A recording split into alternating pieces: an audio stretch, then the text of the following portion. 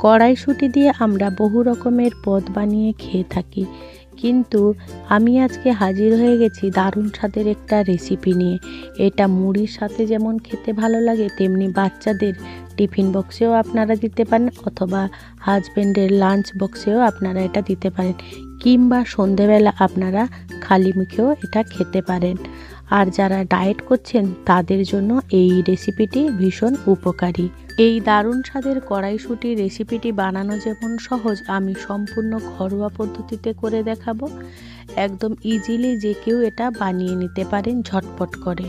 বন্ধুরা, আপনারা যদি আমার মতন করে একবার বানিয়ে দেখেন, আশা করছি আপনাদের ভীষণ ভালো লাগবে। যে সমস্ত বন্ধুরা আমার এই ভিডিওটি দেখছেন তাদেরকে অনুরোধ করব আমার এই ভিডিওটি সম্পূর্ণ দেখার জন্য।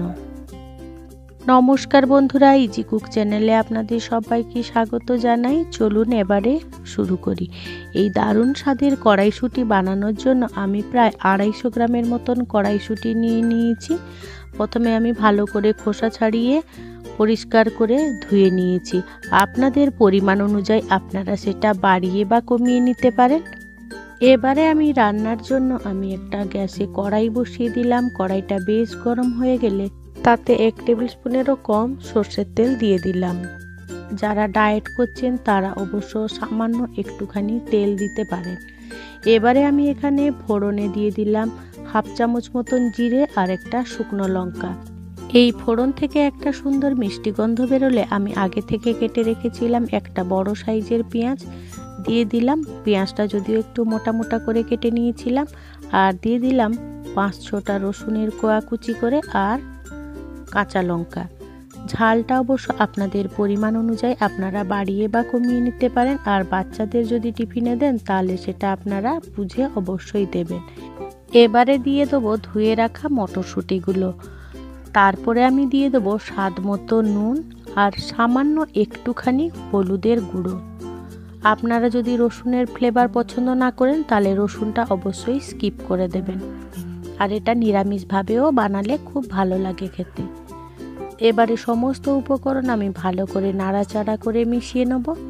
এখানে যদিও গ্যাসের ফ্লেম আমি লো আঁচে করে এটাকে রান্না করে নেব। এবারে একটা ঢাকা চাপা দিয়ে আমি প্রায় 2 মিনিট মতন রান্না করে নিয়েছিলাম। দেখুন মাঝে ঢাকা খুলে দিয়ে নাড়াচাড়া করে নিয়ে মটরশুঁটি থেকে অনেকটাই জল বেরিয়ে এসেছে। আবারও ঢাকা চাপা দিয়ে আমি রান্না করে নেব। এই রকম ঢাকা খুলে চাপা দিয়ে আমি রান্নাটা করে নেব, তাতে আমাদের মটরশুঁটিটা খুব সুন্দরভাবে সেদ্ধ হয়ে যাবে। আমার এই রেসিপিটি যদি কোনো বন্ধু ফেসবুক থেকে দেখে থাকেন তাহলে আমার পেজটিকে লাইক ও ফলো করে দেওয়ার জন্য অনুরোধ করছি। এবারে আমি দিয়ে দেবো সামান্য একটু লঙ্কা গুঁড়ো আর দিয়ে দেবো জিরে গুঁড়ো দিয়ে সমস্ত উপকরণকে ভালো করে নাড়াচাড়া করে মিশিয়ে আমি ভাজবো এটাকে। এবারে আমি দিয়ে দেবো হাফ লেবু। লেবুটা দিয়ে দিলে কি এই মটরশুঁটিটা খেতে ভীষণ ভালো লাগবে। অবশ্যই আপনারা এই লেবুর রস ব্যবহার করবেন। এবারে সমস্ত উপকরণ ভালো করে নাড়াচাড়া করে মিশিয়ে নিলাম আবারও। দেখুন মটরশুঁটিটা আমার খুব সুন্দরভাবে সেদ্ধ হয়ে গেছে। আমার এই রেসিপিটি যদি কোনো বন্ধু ইউটিউব থেকে দেখে থাকেন তাহলে আমার এই ক্ষুদ্র চ্যানেলটিকে সাবস্ক্রাইব করে আমার পাশে থাকার জন্য অনুরোধ করছি। আর পাশে থাকা বেল আইকনটি কিন্তু প্রেস করতে ভুলবেন না, ওটা কিন্তু অলে দিয়ে রাখবেন যাতে আমার দেওয়া সমস্ত ভিডিও নোটিফিকেশান আপনারা খুব সহজেই পেয়ে যান তার জন্য। এবারে আমি মিনিট 2-3 ঢাকা ছাড়া আমি এটাকে ভাজা করে নেব। অর্থাৎ আপনারা যেভাবে ভাজা খেতে চাইবেন সেই রকমভাবে আপনারা এটা ভাজা করে নেবেন। বন্ধুরা, মটরশুঁটির কচুরি রেসিপি আমার চ্যানেলে আছে, আপনারা সেটা ভিজিট করেও দেখে নিতে পারেন। আর আপনাদের কাছে অনুরোধ রইল অবশ্যই এই রেসিপিটি একবার বানিয়ে খাবেন। আর আপনাদের সেটা কেমন লাগলো সেটা কিন্তু আমাকে কমেন্টে জানাতে ভুলবেন না। এবারে আমি এটাকে পরিবেশন করে নিচ্ছি। আপনাদের পছন্দ অনুযায়ী আপনারা পরিবেশন করে নেবেন। বন্ধুরা, আজকে আমার রেসিপিটি আপনাদের কেমন লাগলো সেটা কিন্তু কমেন্টে জানাতে একেবারে ভুলবেন না। যদি ভালো লেগে থাকে ছোট্ট একটা লাইক করে দেবেন। আপনাদের এই ছোট্ট ছোট্ট লাইক আমাকে অনেক ইন্সপায়ার করে নিত্য নতুন রেসিপি বানানোর জন্য। আর যদি খুব বেশি ভালো লেগে থাকে বন্ধু বান্ধব কিংবা প্রিয়জনদের সাথে শেয়ার করে তাদেরও দেখার সুযোগ করে দেবেন।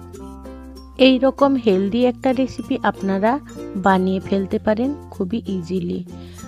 যেসব বন্ধুরা আমার এই ভিডিওটি সম্পূর্ণ দেখলেন তাদের মহামূল্যবান সময় দিয়ে তাদেরকে জানাই অসংখ্য অসংখ্য ধন্যবাদ। আপনারা ভালো থাকবেন, সুস্থ থাকবেন। দেখা হবে পরের কোনো নিত্য নতুন রেসিপিতে।